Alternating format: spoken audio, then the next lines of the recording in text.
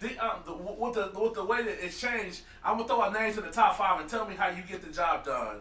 You named Poirier. You fight Poirier. How you get the job done? I knock him out. Kevin Lee. I knock him out. Oh, Or tell me this. I know he dominated against Barbosa, but do you think he got exposed with that little casual moment that almost cost him the fight? I give him more props because he was able to survive that. I mean, that was vicious. There's not many people that could have survived that. But I think that nothing, or I submit Kevin Lee as well because he shoots a lot, and if I get his neck, I'm gonna put him out. Are you not worried about his wrestling? Because they won't put him and Habib wrestling on par with each other.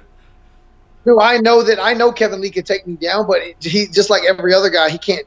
I've been taken down a few times in fights, but nobody been able to hold me down yet. When I get my back to that cage, I'm getting up every time, and there can't any, and he'll gas himself out trying to hold me down. There's nobody been able to hold me down. I've been taken down in several fights, but I've been on my back in amateur, Ultimate Fighter, regional circuit, and UFC fights. Probably 25 or 30 of them. I've been in my back maybe 5 minutes in all of them combined.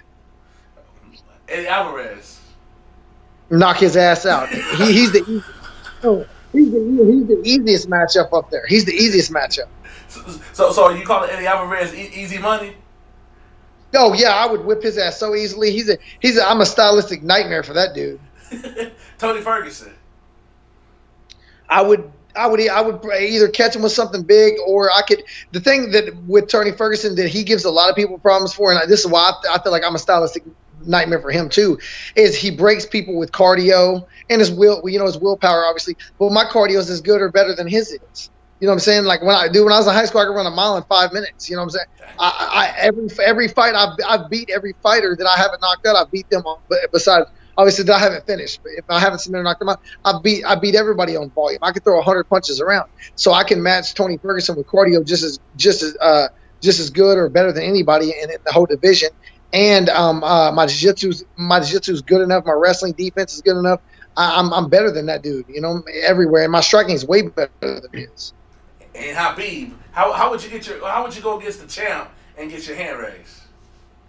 See, I think that I would either gas him out and land something big, or just win a decision. Because here's the thing with him, I think that the thing that plays into my favor too is all of his he does no open mat takedowns. All of his takedowns come off the cage, and I am the hardest person in the whole division to hold down on the cage. When I get my back to that cage, I get up every time. If you go back and watch some of my fights, nobody's been able to hold me down, and they won't. And I know that I'm pretty sure Khabib could probably take me down multiple times. But when I get my back to that cage, I'm getting up every time. And people, that's how I beat a lot of these guys, is they constantly go for takedowns or they get me down and I get up immediately, and they either get tired or they get disheartened.